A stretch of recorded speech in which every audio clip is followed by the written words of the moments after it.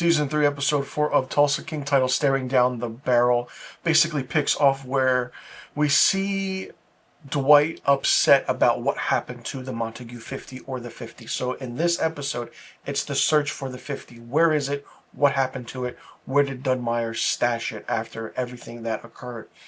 We see that Bodie, Grace, and Tyson kind of have a little spat. They put their differences aside. And I will say this, Tyson is a hothead and needs to understand family. Dwight says we are a family. We have to be a family. And, Tyson kind of still doesn't think like he knows what he's doing. You can just see that, and it's really, really interesting in a certain way. Dwight then goes off with Bevilacqua, played by Frank Grillo, to look for the 50. Frank Grillo's character as Bevilacqua is prominent in this episode, and I absolutely loved that. And he's just going in and trying to do things. We then see the aspect of also Bodie and Grace trying to figure things out. They create this image for the brand, where they create an AI guy, kind of a connoisseur of bourbon, and, they tell Dwight's sister, they post it, and just to see what can happen, just to get traffic and everything. Then we see Tyson go to his father because Dwight called Tyson's father, and, they scope out the area where the bingo warehouse is. They look for Serenity. We see that, Serenity is part of Cole's, little circle, and, it was all a scheme in a way to get the 50. We see that it happens. Bevilacqua comes in, and it's just, Dunmire. He drinks the 50, tastes the 50, and Cole wants that appreciation from his father, Jeremiah, but he doesn't get that in this, and it kind of escalates in a way where Dwight kind of takes Cole hostage in a way, and for a bargain, I'll give you your son back, you give me the 50, and you can tell Jeremiah does not want to do that, and Cole needs to realize that all this aspect of everything, he's going to pick the bourbon over you, which is really, really surprising.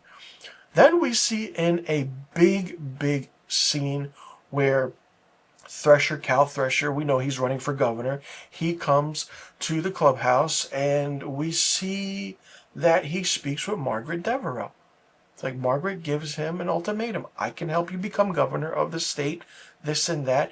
And while Margaret is just spitting true facts at him, you can tell Cal is just like, oh, okay, am I doing something right? Am I not doing something right? And, Cal kind of like, oh, what does Dwight want with this? Dwight doesn't have any idea because Margaret's doing it on her own accord. And Thresher asks Margaret, what do you want? She's like, I want my share of my ranch back. 10 cents to the whatever she said, or pennies to the dollar, and I'll help you become governor, and it's just really, really interesting. That happens, and then you have the whole aspect with what's going on in New York. New York calls Bevilacqua, and it's like, okay, and that's the end of the episode. That's episode 4, season 3 of Tulsa King. Really, really interesting to see the events going on and how it's playing out, because there are still a lot of ways everything can go. We see Frank Grillo's character as Bevilacqua, the main focus in this episode, which was really good, as I stated. But now it's like, okay, where can you go from here? What will Dunmire do to get the 50 back, or will he escalate things a little bit more? Where will Cole stand with his father now after he almost, gave up his son because of the bourbon? And it's like, okay, things are piling up now. This is only the 4th episode, and this is entirety of season 3. It's a 10-episode season. And remember, Samuel L. Jackson's character still has to come in. So how will that play a big part in it? A lot of questions still need to be answered, but this was a better episode than the previous episode. So I'm curious to see if the decks are going to get stacked on Dwight. And you can see a little bit that Dwight's kind of faltering a little bit, like he's uneasy, doesn't know what to do, he's confused a little bit, and he keeps getting calls from Musso.